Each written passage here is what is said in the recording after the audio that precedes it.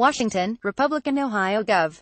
John Kasich on Sunday blasted President Donald Trump's decision to stop funding some healthcare subsidies during an interview with host Chuck Todd on NBC's Meet the Press. "What I don't understand, Chuck, is what are they doing?" the governor asked. "Are they just passing these things and people are praising what the president did because of politics? I mean, do they understand the impact that this has on families, on people?" On Friday, President Trump announced that his administration was ending the key Affordable Care Act payments to insurers that are aimed at offsetting the costs of helping lower premiums for low-income Americans, also known as cost-sharing reduction payments. The president and many other Republicans have called these subsidies a payoff to health insurers.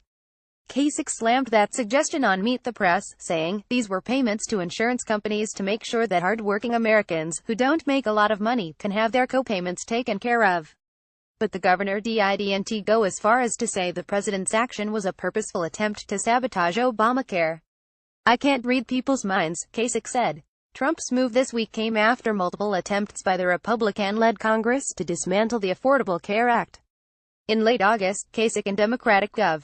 John Hickenlooper of Colorado released their own healthcare blueprint, and 6 other governors from both sides of the aisle also signed on. That proposal involved Congress stepping in to establish funding for the cost-sharing reduction payments. Hickenlooper testified in front of a Senate panel led by Senators Lamar Alexander, R10, and Patty Murray, DWASH, but the future of Senate negotiations between the two senators and their committee remains in question, and thus far, the administration has been sending mixed messages on where the future of healthcare legislation in Congress may go from here. Kasich felt like Alexander and Murray disappeared, but still holds hope they'll be able to pull something together that's absolutely bipartisan. He did, however, express frustration with the healthcare work in Congress much more broadly.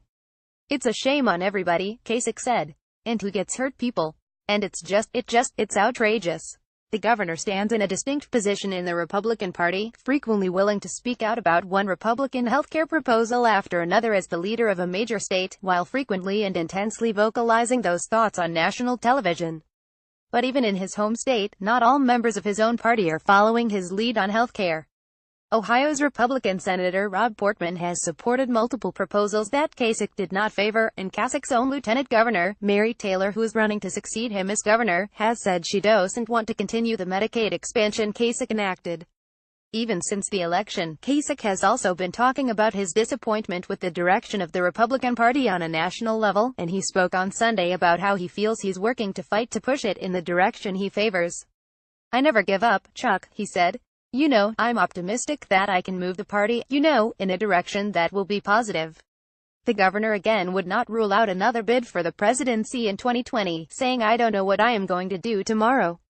But he did offer an anecdote about what his wife may feel about it. "The other day, with all the chaos going on, my wife said to me one morning, she said, 'John, I wish you were president.' That's how I knew the country was in trouble."